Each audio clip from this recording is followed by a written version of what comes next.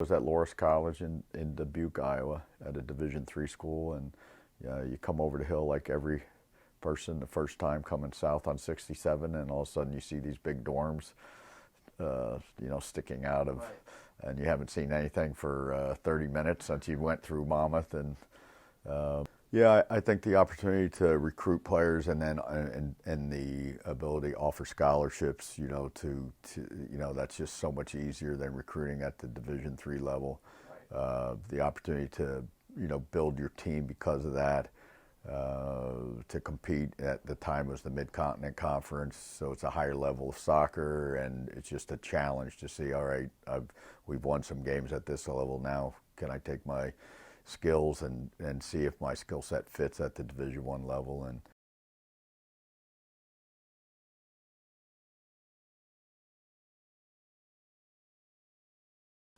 I guess mostly just the people I've had the opportunity to coach with in the department and the players that we've had, and not just soccer players, basketball players, football players, because when you teach, you meet all those kids, and I think that's the best part of being at a university, where you get to work with other colleagues, grad students, student athletes, whatever. So we want to win, but we want to win the right way. We want our kids to graduate. We want them to have fun with the game, and not to make it such a job or a chore.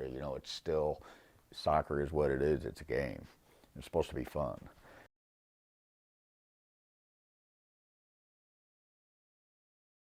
Early on, there was a couple times I interviewed, and eventually it was my wife and I decided that this is where we wanted our kids to just stay, go through school, keep their friends, not uproot them and move them. And so we just made the decision that we're pretty happy here. The kids are very happy here, and the job is really good. So what would be different by going somewhere else? We won three in a row, I think, or mid-con titles in a row, and went to the NCAA tournament, 04, 05, 06, I think. And that would have been the time, but it wasn't a good time for the boys. So, family took precedence. As a coach, you preach family. The team's got to be your second family, and then you have an opportunity to prove that that's true. So you better go that way, right? And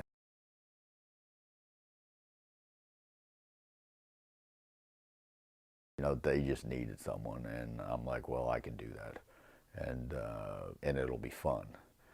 I think it'll be fun, And then there was days I thought, oh, this is not fun, but so I stepped down from teaching a little bit, which worked out okay.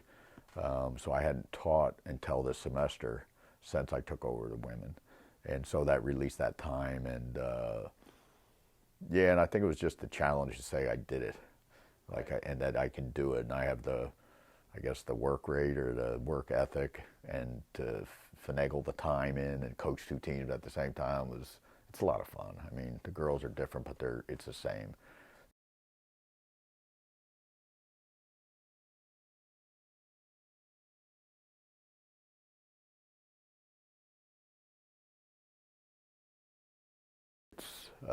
I'm just gonna, as long as I have the passion, I'm gonna coach. As long as they'll have me, and I have the passion to do it, and I'm not complacent.